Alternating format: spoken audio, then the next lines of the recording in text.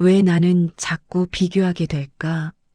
멈추고 싶은데 멈추지 못하는 이유. 왜 우리는 비교를 멈추지 못할까? 오랜만에 동창 모임이 있었습니다. 몇 년 만에 보는 얼굴들도 있었고, 자주 만나는 사람들도 있었습니다. 음식도 있고, 웃음도 있고, 그 시절 이야기도 오갔습니다. 즐거운 자리였습니다. 분명히 즐거운 자리였습니다. 그런데 집으로 돌아오는 길에 마음 한켠이 묘하게 무거웠습니다.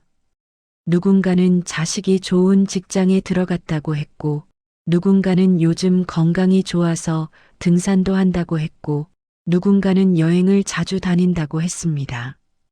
그 이야기들을 들으면서 나는 웃었습니다. 잘 됐네, 좋겠다고 했습니다. 그 말이 진심이 아닌 것은 아니었습니다. 그런데 동시에 아주 작고 조용한 다른 생각도 있었습니다.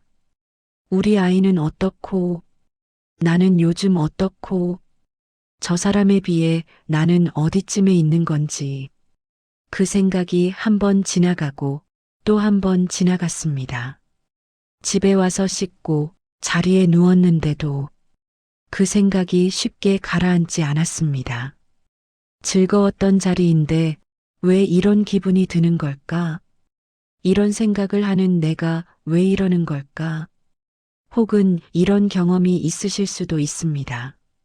형제나 자매와 이야기를 나누다가 은근한 거리감이 생긴 적, 똑같은 부모에게서 태어났는데 삶이 이렇게 달라졌구나 하는 감각, 어느 한쪽이 잘 되면 기쁜 마음이 있으면서도 동시에 이상하게 불편한 마음이 드는 그 복잡함, 그 복잡함을 입 밖으로 꺼내기가 어렵습니다. 가족인데 이런 감정을 느끼는 게 부끄럽게 느껴지기도 하고 말했다가 관계가 어색해질 것 같기도 하고 그래서 그냥 마음속에 살며시 접어두었습니다. 또 이런 경우도 있습니다.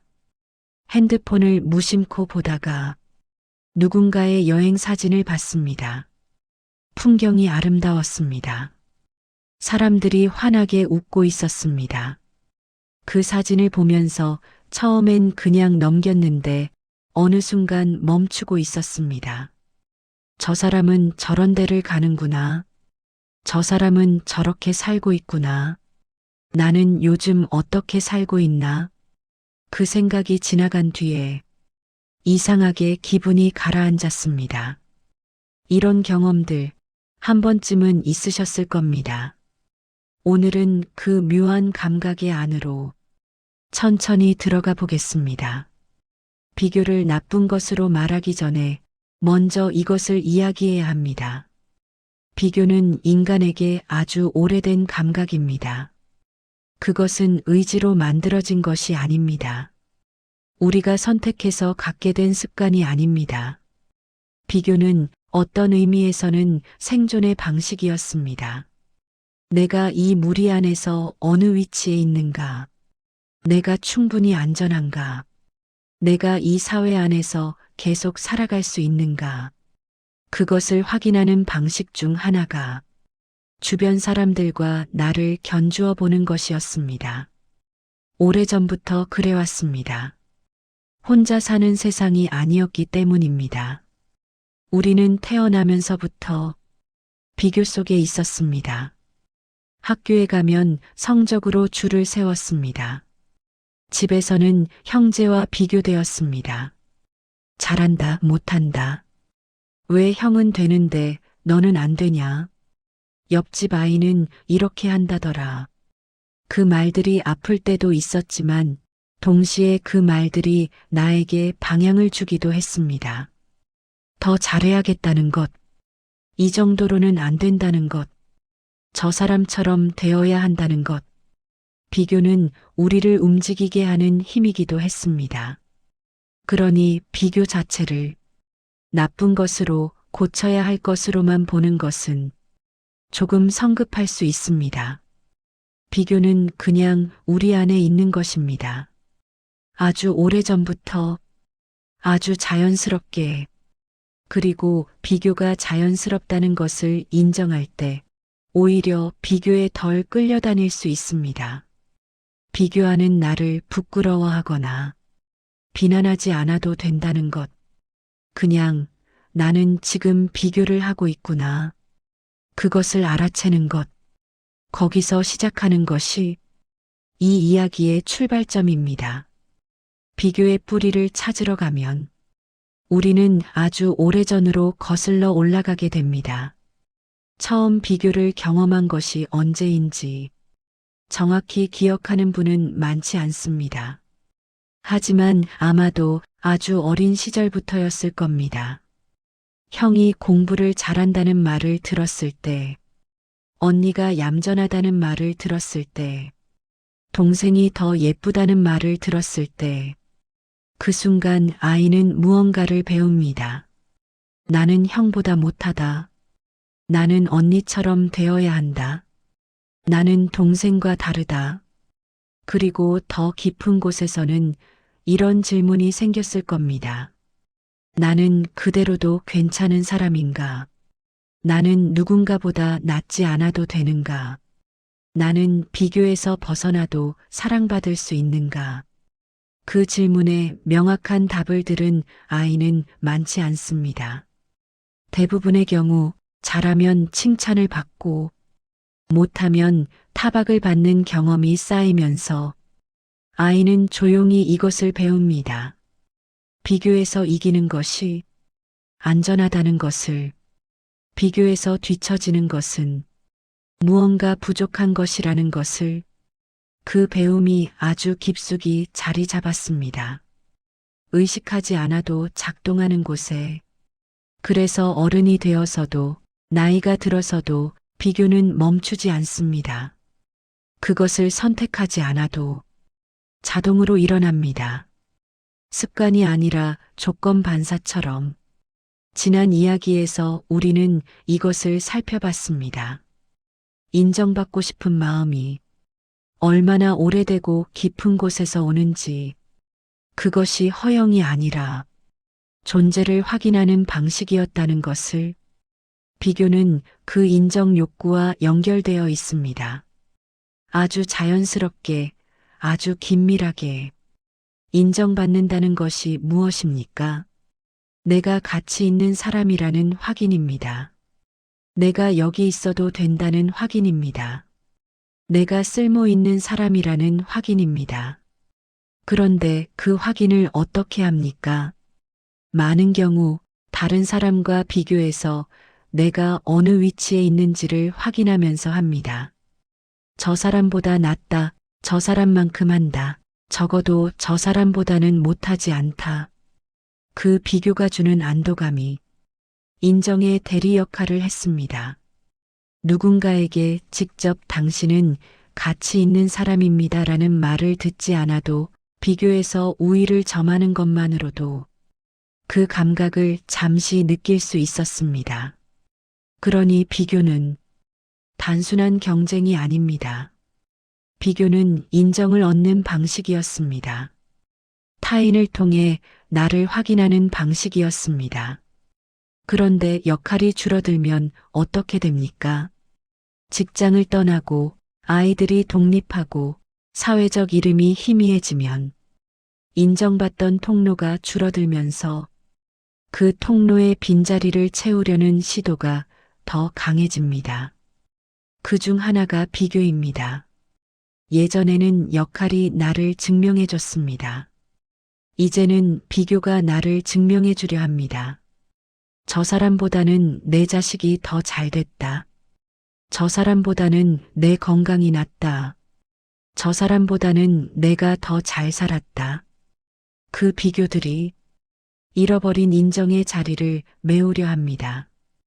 그런데 그것이 왜 여전히 허전한가? 그 이유를 지금부터 살펴보겠습니다. 비교에는 이상한 특성이 있습니다. 대상이 계속 바뀝니다. 젊었을 때는 무엇으로 비교했습니까? 학벌이었습니다. 어느 대학을 나왔는지, 어느 회사에 다니는지, 얼마나 빨리 승진했는지, 그 다음에는 무엇이었습니까? 집이었습니다. 어느 동네에 사는지, 집이 얼마짜리인지, 차가 무엇인지, 그 다음에는 자식이었습니다. 아이가 어느 학교를 갔는지, 무슨 일을 하는지, 결혼은 잘했는지, 그리고 지금은 건강입니다. 누가 더 건강한지, 누가 덜 아픈지, 누가 더 젊어 보이는지, 혹은 관계입니다. 자식이 잘 챙겨주는지, 부부 사이가 좋은지, 손주가 있는지, 혹은 삶의 태도입니다. 누가 더 여유 있어 보이는지, 누가 더 행복해 보이는지, 누가 더 잘 나이 들어가고 있는지, 이렇게 보면 한 가지가 보입니다. 비교의 내용은 계속 바뀌었습니다. 그런데 비교를 한다는 구조는 바뀌지 않았습니다. 학벌 비교가 끝나면 재산 비교가 왔고, 재산 비교가 끝나면 자식 비교가 왔고, 자식 비교가 끝나면 건강 비교가 왔습니다. 비교의 재료는 바뀌었지만, 비교를 해야 한다는 감각은 사라지지 않았습니다. 왜 그럴까요? 비교는 상대를 보는 것이 아니라 나를 확인하는 방식일지도 모릅니다. 그러니 무엇을 비교하는지는 사실 크게 중요하지 않습니다. 중요한 것은 비교라는 행위 자체입니다. 그 행위를 통해 내가 확인하려는 것, 내가 아직 괜찮은 사람인지, 내가 아직 뒤처지지 않은 사람인지, 내가 아직 사라지지 않은 사람인지, 그 확인이 필요한 한 비교는 멈추지 않습니다. 대상을 바꿔가며 계속됩니다. 끝이 없는 구조입니다. 그리고 그 구조가 왜 끝이 없는지를 알면 비교를 다르게 바라볼 수 있게 됩니다. 비교 속에 있는 두려움을 들여다봅니다. 표면에 있는 것은 이것입니다. 뒤처지는 것이 두렵다. 저 사람보다 못한 것이 드러나는 것이 두렵다. 그런데 그 아래에 있는 것은 조금 다릅니다. 평범해졌다는 감각입니다. 특별하지 않다는 불안입니다. 젊었을 때는 무언가를 향해 달려가고 있었습니다. 아직 이루지 못한 것들이 있었고, 앞으로 더 잘 될 수 있다는 가능성이 있었습니다. 그 가능성이 나를 특별한 사람으로 만들어주는 것 같았습니다. 아직 아무것도 정해지지 않았으니까, 앞으로 어떻게 될지 모르니까, 그런데 나이가 들면서 그 가능성의 크기가 달라지기 시작합니다. 이제는 더 이상 무엇이든 될 수 있는 시절이 아닙니다. 지금의 삶이 대략 내 삶의 윤곽이 되었습니다. 그 윤곽이 선명해질 때 나는 특별한 사람인가 아닌가 라는 질문도 선명해집니다. 그리고 많은 경우 그 질문의 답이 불편합니다. 특별하지 않은 것 같다는 느낌, 그냥 평범하게 살다가 가는 것 같다는 느낌, 내 삶이 그다지 기억될 만한 것이 없는 것 같다는 느낌, 그 느낌이 두렵습니다. 그리고 그 두려움에서 벗어나기 위해 비교를 합니다. 저 사람보다는 낫다. 저 사람에 비하면 나는 괜찮다. 적어도 저 사람처럼은 살지 않았다. 그 비교가 잠시나마 특별함의 감각을 줍니다. 하지만 그것은 오래가지 않습니다. 왜냐하면 그 비교는 진짜 질문에 답하지 못하기 때문입니다. 진짜 질문은 이것입니다. 내 삶은 의미 있었는가?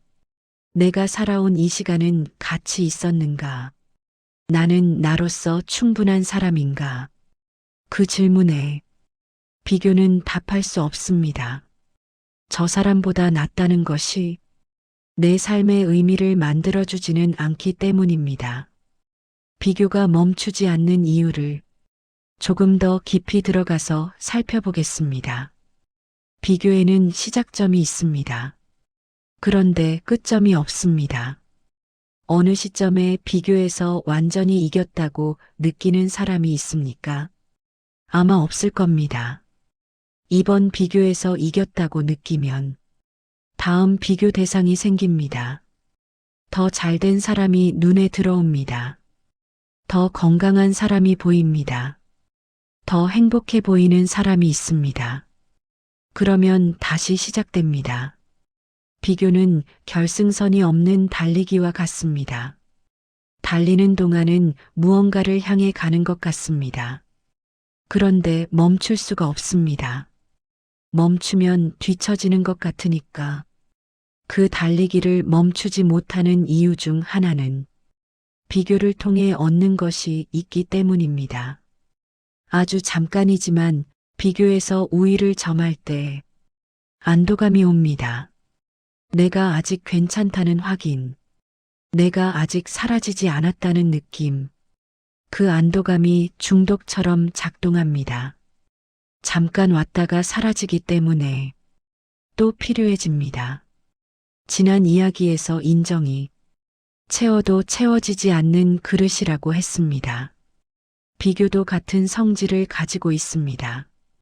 비교에서 이겨도 그 이김이 영구적으로 나를 만족시키지 않습니다. 또 다른 비교가 필요해집니다. 끊임없이. 그리고 여기에 더 불편한 진실이 있습니다. 비교를 멈추려 하면 더 선명해지는 경우가 있습니다. 비교하지 말아야지 하고 생각하는 순간 비교하고 싶은 마음이 더 눈에 띄게 됩니다.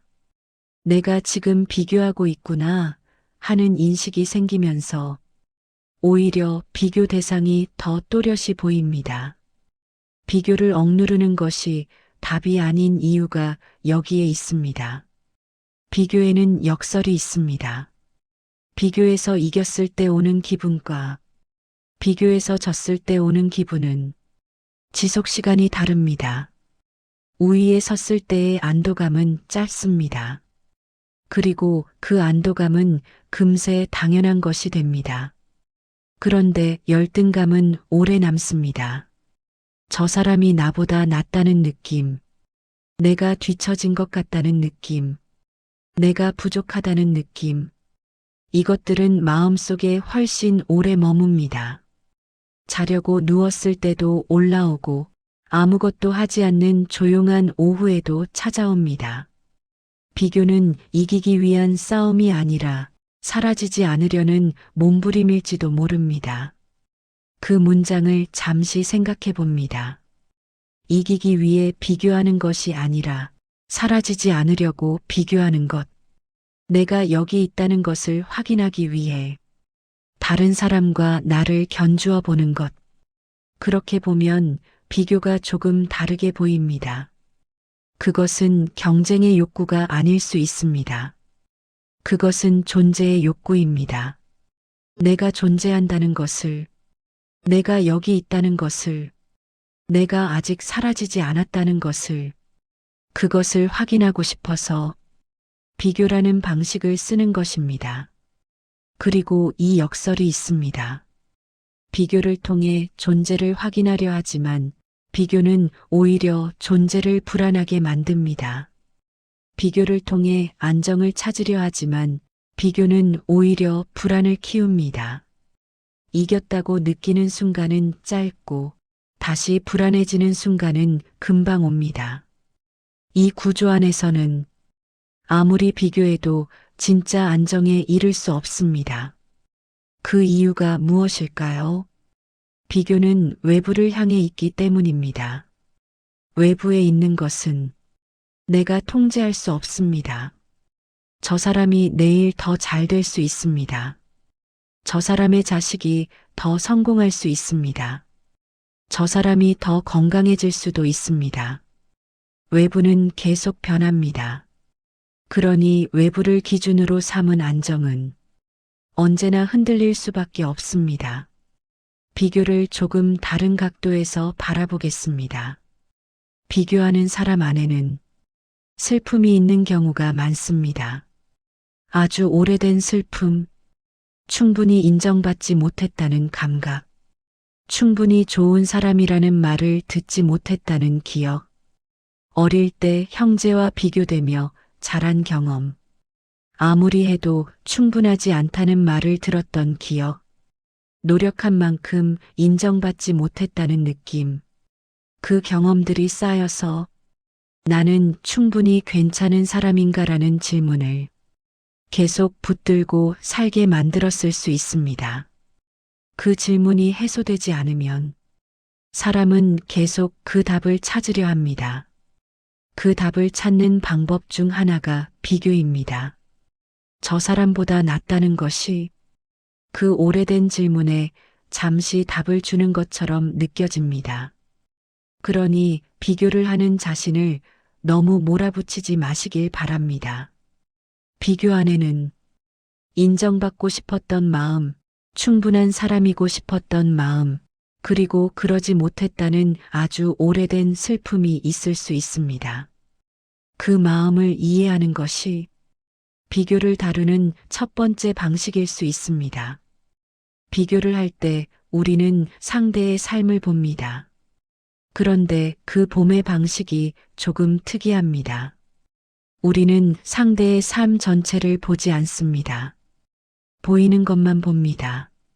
동창 모임에서 자식 이야기를 자랑스럽게 하는 사람, 여행 사진을 올리는 사람, 건강해 보이는 사람, 그 조각들이 그 사람의 전부인 것처럼 느껴집니다. 하지만 그 사람에게도 보이지 않는 부분이 있습니다. 집에 돌아가면 외로운 밤이 있을 수 있습니다. 자식 이야기를 자랑스럽게 했지만 그 자식과 실제로는 사이가 멀 수 있습니다. 여행 사진 뒤에는 그 여행으로도 채워지지 않는 허전함이 있을 수 있습니다. 건강해 보이지만 아무도 모르는 곳에서 아픈 곳이 있을 수 있습니다. 우리가 비교하는 것은 상대의 삶이 아니라 상대의 삶 중에서 보이는 부분입니다. 그리고 우리가 그것과 비교하는 나는 나의 모든 것입니다. 나의 보이는 것과 보이지 않는 것 모두를 이 비대칭이 비교를 언제나 불공평하게 만듭니다. 상대의 좋은 부분과 나의 전체를 비교하는 것이니 결과가 어떻게 나올지는 정해져 있습니다. 비교를 완전히 없애는 것은 어렵습니다. 아마 불가능할 수도 있습니다. 그것이 우리 안에 너무 깊이 자리 잡고 있기 때문입니다.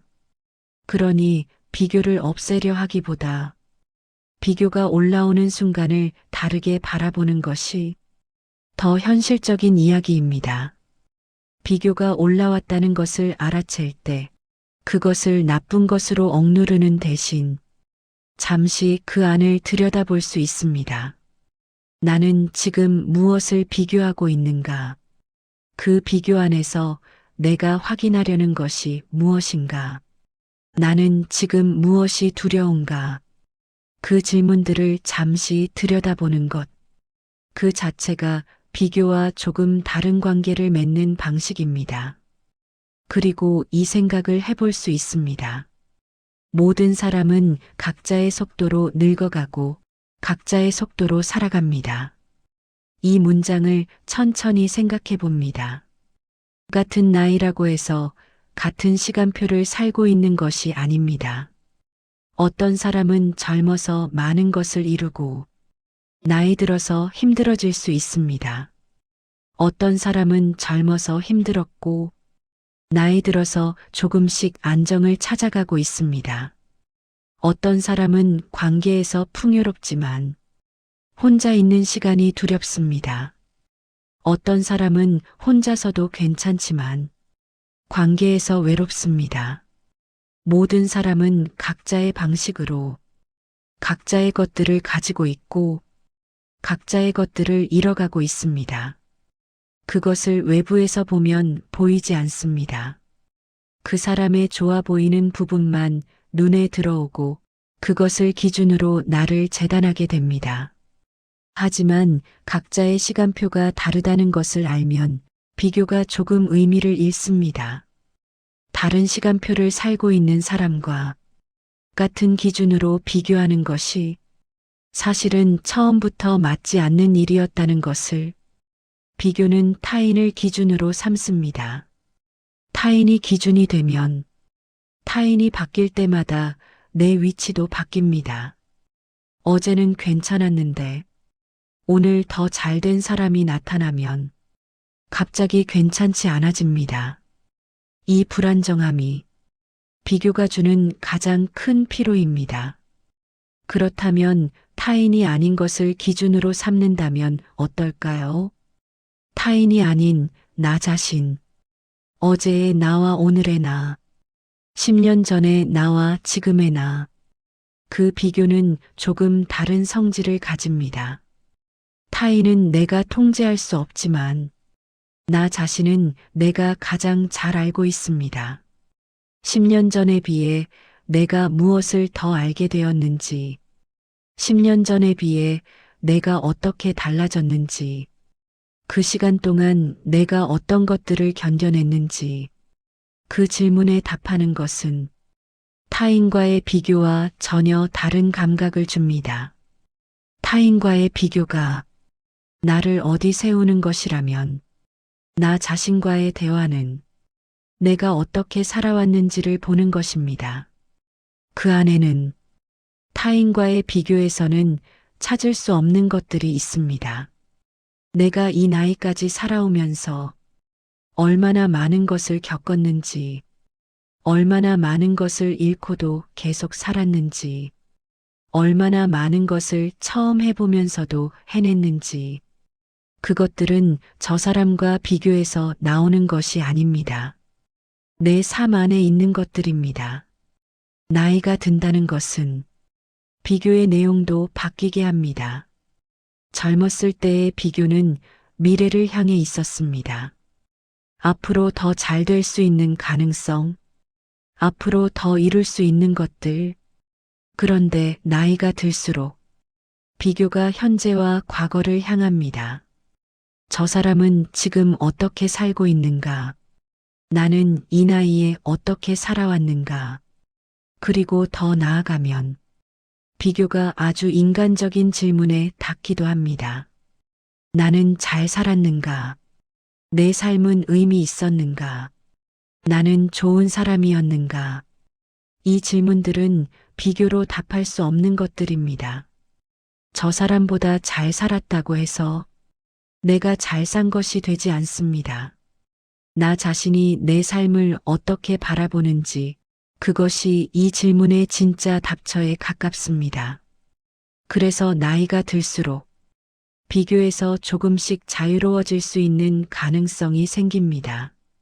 젊었을 때는 앞이 너무 열려 있어서 비교가 방향을 잡아주는 역할을 했습니다. 하지만 지금은 방향보다 의미가 더 중요해지는 시간입니다. 어디를 향해 가느냐보다 지금 이 순간을 어떻게 사는가가 더 가까이 있는 질문이 됩니다. 그 이동이 일어날 때 비교는 조금 다른 자리로 물러납니다. 완전히 사라지지는 않지만 더 이상 삶의 중심이 아닌 것이 됩니다. 비교가 올라오는 순간을 없애거나 막으려 하지 않아도 됩니다. 그 순간을 바라보는 것, 그 안에 무엇이 있는지를 잠시 느끼는 것, 나는 지금 무엇을 비교하고 있는가? 그 비교를 통해 내가 원하는 것이 무엇인가? 그 원함 아래에 있는 것이 무엇인가? 두려움인가? 인정받고 싶음인가? 사라지지 않고 싶음인가? 그것을 알아채는 것만으로도 비교가 나를 완전히 끌고 가지 않습니다. 비교에 빠지는 것과 비교를 바라보는 것은 다릅니다. 빠지면 그 안에서 허우적거리게 됩니다. 바라보면 나는 비교와 조금 거리를 둘 수 있습니다. 그 거리가 처음에는 아주 작을 수 있습니다. 바라보려 해도 금방 다시 빠지기도 합니다. 그것도 자연스럽습니다. 오래된 패턴은 쉽게 바뀌지 않습니다. 하지만 바라보는 연습이 쌓이면서 그 패턴과의 관계가 조금씩 달라집니다. 이것은 의지의 문제가 아닙니다. 연습의 문제입니다. 시간의 문제입니다. 오늘 이야기를 꺼낸 것은 비교를 없애기 위한 방법을 드리려는 것이 아니었습니다. 비교라는 감각이 어디서 오는지, 그 안에 무엇이 담겨 있는지, 그리고 그 비교가 사실은 우리 존재와 얼마나 깊이 연결되어 있는지를 함께 들여다보고 싶었습니다. 비교는 우리가 나쁜 사람이기 때문에 하는 것이 아닙니다. 비교는 우리가 살아있기 때문에 하는 것입니다. 존재를 확인하고 싶기 때문에 하는 것입니다. 사라지지 않고 싶기 때문에 하는 것입니다. 그 마음을 이해하는 것이 비교와 조금 다른 관계를 맺는 시작점입니다. 이 이야기를 들으시면서 어떤 장면이 떠오르셨는지 모르겠습니다. 최근에 어떤 모임이 생각나셨을 수도 있고, 오래전 형제나 자매와의 이야기가 올라오셨을 수도 있고, 혼자 조용히 앉아 있다가 스쳐간 어떤 생각이 생각나셨을 수도 있습니다. 그 떠오른 것을 잠시 바라봐 주시길 부탁드립니다. 판단하지 않아도 됩니다. 그 안에 무엇이 있는지 그냥 잠시 느껴보는 것으로 충분합니다. 오늘 비교의 순간이 찾아온다면 그 안에 숨어 있는 내 마음을 한번 바라보셔도 좋겠습니다. 저 사람이 어떻게 사는지보다 나는 지금 무엇을 원하고 있는지, 그 질문이 비교보다 조금 더 나에게 가까운 곳에 있습니다. 비교는 멈추지 않을 것입니다. 살아있는 한 아마 계속 있을 겁니다. 다만 비교가 나를 데리고 다니는 것과 내가 비교를 바라보는 것은 아주 다른 삶입니다. 그 차이가 오늘 이 이야기가 남기고 싶은 것입니다. 들어주셔서 감사합니다.